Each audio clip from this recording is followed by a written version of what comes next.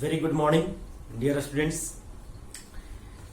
Today we will start human reproductive system. है ना?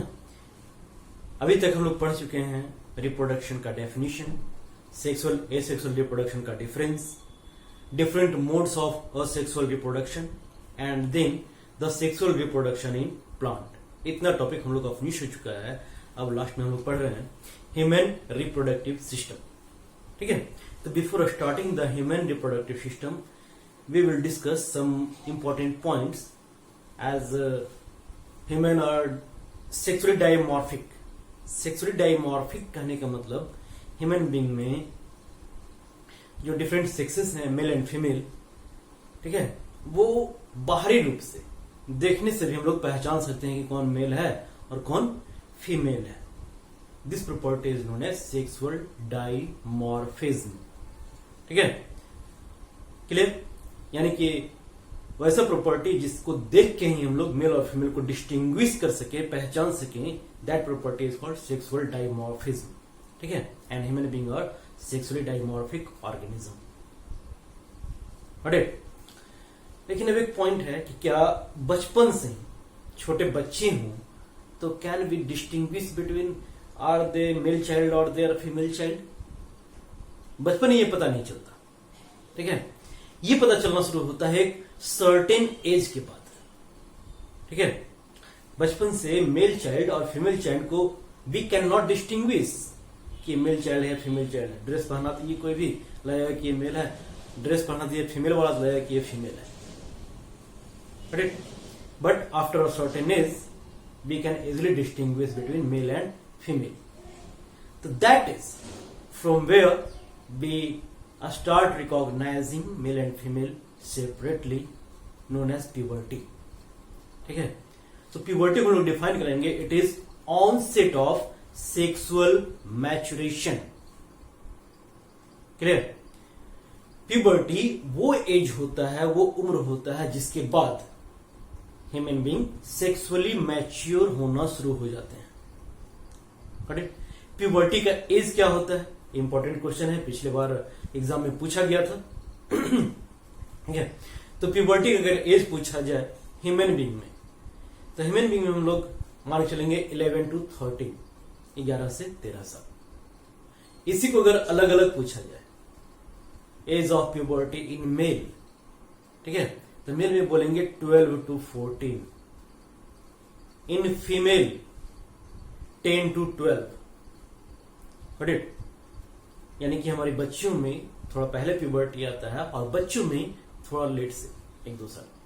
ठीक है, तो 3 तरह से क्वेश्चन पूछे जा सकते हैं. अगर मेल में पूछा गया है तो 12 to 14, फीमेल में प्यूबर्टी का एज 11 to 13, और ह्यूमन बीइंग में पूछा है तो एवरेज निकाल के हम लोग 11 to 13 बोल देते हैं. क्लियर? ये हो गया प्यूबर्टी का एज. यानी कि इतना एज के बाद, इस एज को अटेन करने के बाद सेक्सुअली मैच्योर होना शुरू हो जाएंगे. करेक्ट. अब एक छोटा सा क्वेश्चन कि how it decided now it's time to sexually became sexually mature और इट्स टाइम टू प्यूबर्टी. ठीक है, ये हमारा बर्थ सर्टिफिकेट देख के डिसाइड नहीं होता. ये डिसाइड करने के लिए एक ग्लैंड है जो हमारे ब्रेन में सिचुएटेड होता है, and that is known as pineal gland, which is known as biological clock. ठीक है, pineal gland हमारा biological clock होता है और वही हमारा एज डिसाइड करता है कि कब सेक्सुअली मैच्योरेशन का टाइम आ चुका है, यानी कि प्यूबर्टी का टाइम आ चुका है. क्लियर? अब प्यूबर्टी के बाद एक और वर्ड आता है एडोलेसेंस. ठीक है, एक वर्ड अभी हम लोग देखिए, प्यूबर्टी. एक वर्ड है एडोलेसेंस. ठीक है, तो puberty is the onset of sexual maturation. Adolescence is phase of sexual maturation. मतलब जब सेक्सुअली मैच्योर होना शुरू हो जाए तो प्यूबर्टी, और जितना वक्त लगता है total duration, total phase, that is known as adolescence. Clear? और ये एडोलेसेंस का ड्यूरेशन होता है अबाउट 6 years. लगभग 6 साल लग जाते हैं सेक्सुअली मैच्योर होने में. ठीक है, और इसी एडोलेसेंस के लिए जो जनरल वर्ड हम लोग इस्तेमाल करते हैं, that is the teenagers. ठीक है, 13, 14 up to 19, this is the teenagers और the age of adolescence. Got it? तो इन 6 सालों में ह्यूमन बीइंग सेक्सुअली मैच्योर हो जाता है। What changes are observed after puberty? Body में क्या क्या चेंजेस आते हैं, ये प्यूबर्टी के बाद पता चलना शुरू हो जाता है। ठीक है, यानी कि प्यूबर्टी के बाद मेल चाइल्ड और फीमेल चाइल्ड को हम लोग आसानी से डिस्टिंग्विश कर सकते हैं। ठीक है, तो what are those changes? Male में क्या चेंजेस आता है, फीमेल में क्या चेंजेस आता है। ठीक है, तो मेल का चेंजेस हम लोग देखते हैं कि armpit hair, pubic hair, facial hair, ठीक है, ये ग्रो करना स्टार्ट कर देता है। चेस्ट में यहां एक्स्ट्रा हेयर्स का ग्रोथ स्टार्ट हो जाता है। वॉइस, इट बिकम डिपेंड, आवाज में भारीपन एक आना शुरू हो जाता है। ठीक है, और ये आवाज में भारीपन अचानक से नहीं आता, ये 2, 4, 10 दिन लगता है आवाज में भारीपन आने में, और जो 2, 4, 10 दिनों का जो ड्यूरेशन होता है ना, उस टाइम में आवाज ना भारी होता है ना हल्का, एक फटे बांस की तरह आवाज आती है। ठीक है, तो आवाज का डीप हो जाना। इसके बाद soldier became broader, muscles became stronger. ठीक है, enlargement of penis and scrotum. ठीक है, और एक सबसे इंपॉर्टेंट, मूड स्विंगिंग, अचानक से मूड में बदलाव। क्लियर? यानी कि तुरंत एग्रेशन, छोटी सी बात पे बहुत ज्यादा खुश हो जाना, छोटी बात पे बहुत ज्यादा गुस्सा हो जाना। ठीक है, जिसे हम लोग मूड स्विंगिंग बोलते हैं। ये सारे बदलाव किस एज में देखने को मिलते हैं? एडोलेसेंस में, after puberty. But female body का बात किया जाए तो फीमेल में क्या चेंजेस आते हैं? तो एट फर्स्ट फीमेल में प्यूबर्टी का स्टार्टिंग या शुरुआत हम लोग मान सकते हैं after the first menstrual cycle, first menstruation. ठीक है, ये फीमेल लोग का शुरुआत हो जाता है फर्स्ट मेंस्ट्रुएशन से। मेंस्ट्रुएशन का मतलब उसकी प्यूबर्टी की शुरुआत हो चुकी है, उसके बाद वो मेंस्ट्रुएशन कंटिन्यू रहेगा up to menopause. Clear? Menopause means menstruation का रुक जाना, जो होता है अबाउट 45 ईयर्स में। इसके अलावा और क्या बदलाव आते हैं फीमेल बॉडी में? तो फीमेल बॉडी में फीमेल का ब्रेस्ट इनलार्जमेंट, हिप बोन का वाइड हो जाना, आवाज पहले से और ज्यादा सॉफ्ट हो जाना, प्यूबिक हेयर, आर्मपिट हेयर का ग्रोथ हो जाना। These are the other secondary sexual character in female. ठीक है, तो अभी जो भी कैरेक्टर का बात की मेल में, जो कैरेक्टर का बात की फीमेल में, they are the secondary sexual character of male and female. एक क्वेश्चन पूछा जा सकता है कि sir, if these are the secondary sexual character, then what are the primary sexual character of male and female? ठीक है, primary sexual character क्या है मेल और फीमेल का? तो प्राइमरी सेक्सुअल कैरेक्टर वो है जिसे देखकर हम लोग बचपन से ही पहचान लेते हैं कि ये मेल है या फीमेल है। यानी कि presence of testis in male and presence of ovary in female. ठीक है, and presence of male genitalia या male reproductive organ in male and presence of female genitalia in female. ठीक है, these are the primary characters, primary sexual characters. Secondary sexual character में वो सारे नाम लेंगे हम लोग जो प्यूबर्टी के बाद बदलाव आते हैं। आवाज का भारी हो जाना, मसल्स बड़े हो जाना, चौड़े हो जाना, सोल्जर्स ब्रॉड हो जाना। ठीक है, प्यूबिक हेयर, आर्मपिट हेयर, इन सबका ग्रोथ हो जाना, mood swingings, these all are the secondary sexual character. Clear? Now primary and secondary sex organs, है ना? जैसे प्राइमरी और सेकेंडरी सेक्सुअल कैरेक्टरिस्टिक्स होते हैं, वैसे ही प्राइमरी और सेकेंडरी सेक्स ऑर्गन होते हैं।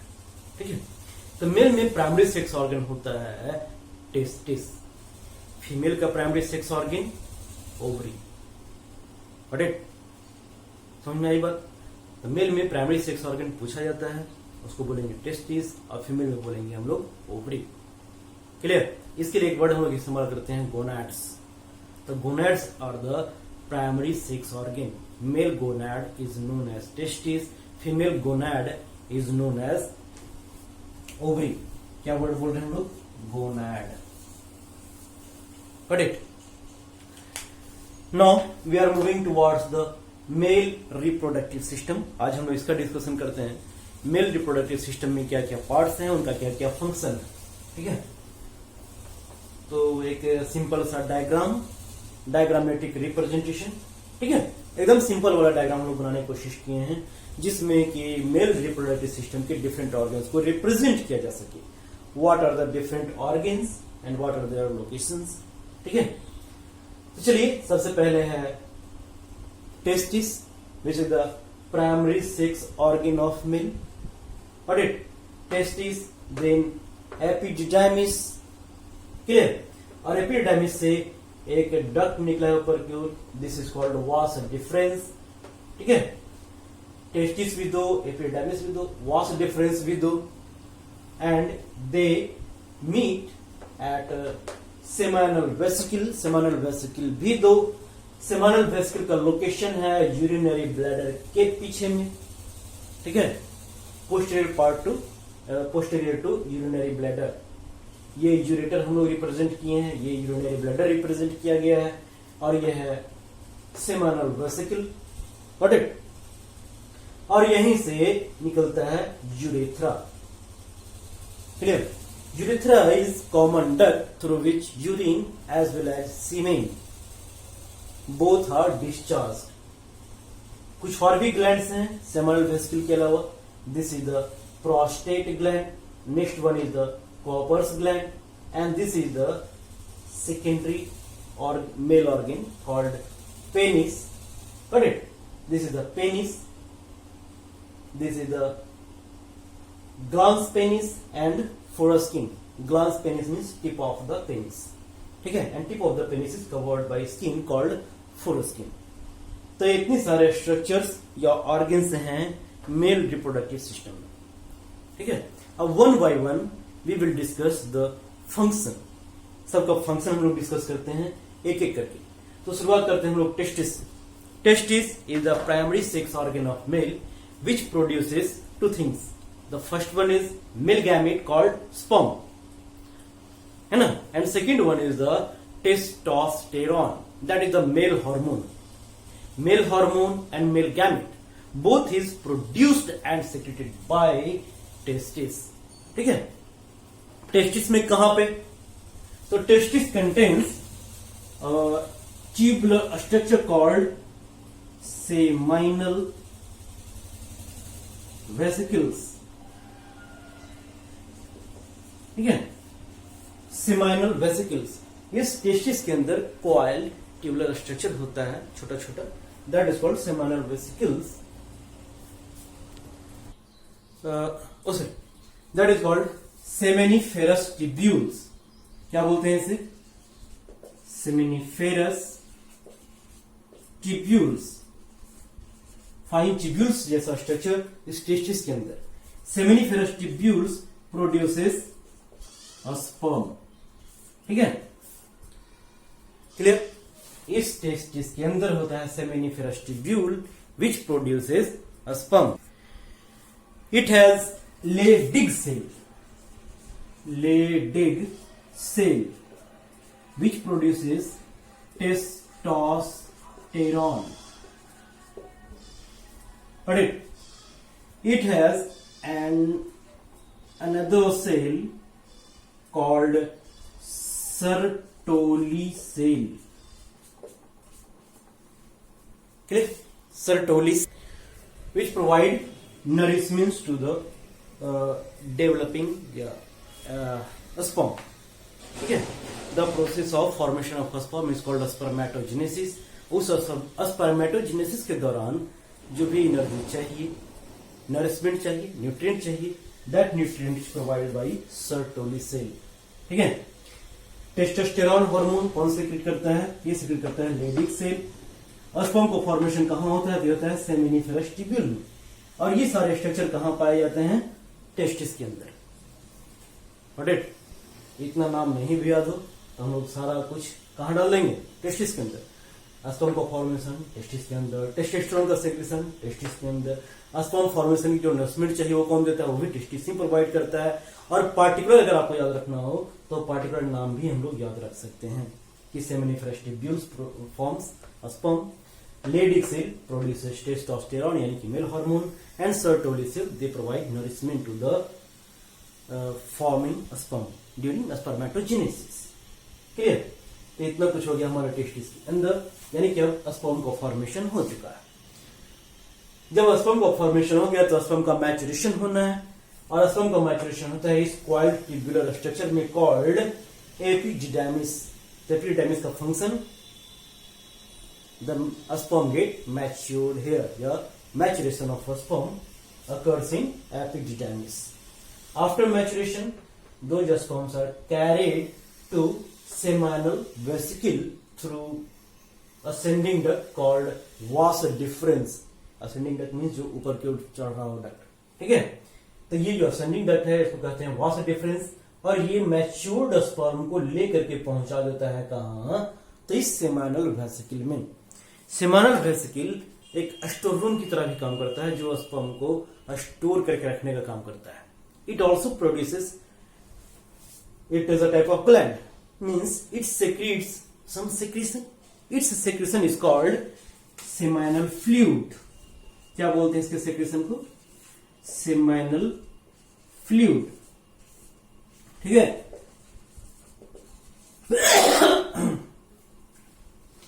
सेमाइनल फ्लूइड से question, what is the property of seminal fluid? It is alkaline in nature. Got it? तो अल्कलाइन क्यों होता है? What is the importance? तो सेमिनल फ्लूइड ये सीमेन को अल्कलाइन प्रॉपर्टी का, अल्कलाइन नेचर का बनाता है to neutralise the acidity of vagina, ठीक है। फीमेल वजाइना जो होता है that is acidic in nature, तो उसकी एसिडिटी को न्यूट्रलाइज करने के लिए सेमाइनल फ्लूइड अल्कलाइन नेचर का होता है, ताकि when sperm get discharge in vagina then they can survive. If it is not alkaline then the acidity of vagina can kill the sperm, ठीक है। तो ये सेमाइनल फ्लूइड जरूरी होता है, इसका अल्कलाइन प्रॉपर्टी जरूरी होता है, ताकि स्पर्म वजाइना के अंदर सर्वाइव कर सके। Now next one, next gland is prostate gland.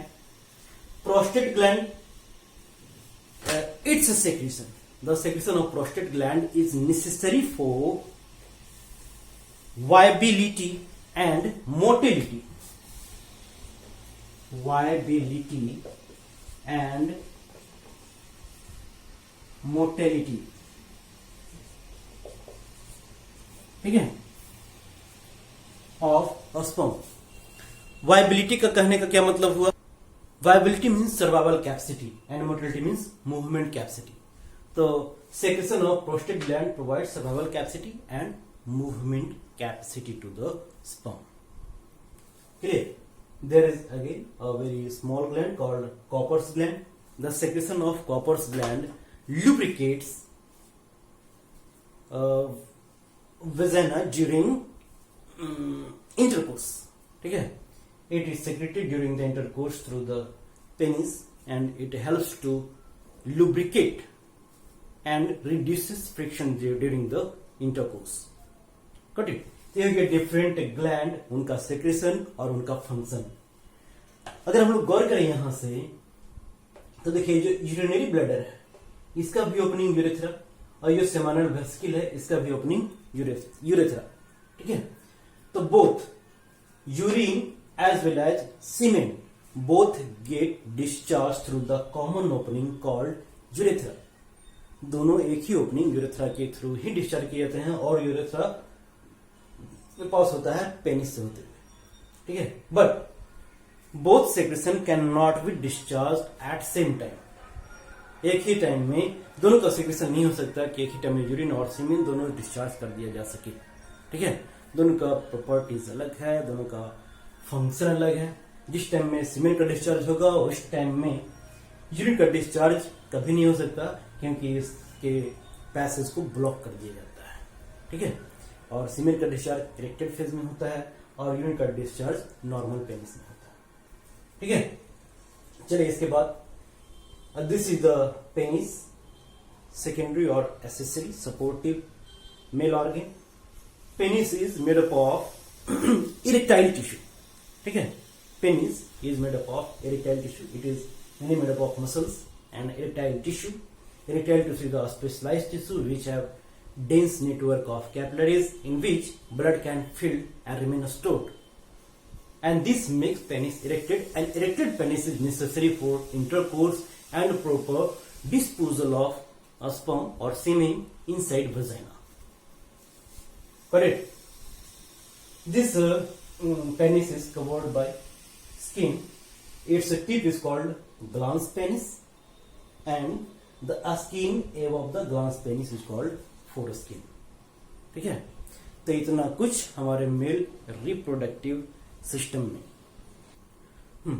एक चीज छूट गया था, here the opening of urethra, this structure is called ejaculatory duct। ठीक है, ejaculatory duct helps in ejaculation of semen। ejaculation means forceful and rhythmic discharge of semen। ठीक है, तो फोर्सफुल एंड रिथमिक डिस्चार्ज को बोलते हैं ejaculation, एंड ejaculation के लिए जो डक्ट है that is called ejaculatory duct. It is nothing but the opening of the urethra। ठीक है, क्लियर? तो इतना कुछ हम लोग मेल रिप्रोडक्टिव सिस्टम में देखे और समझे।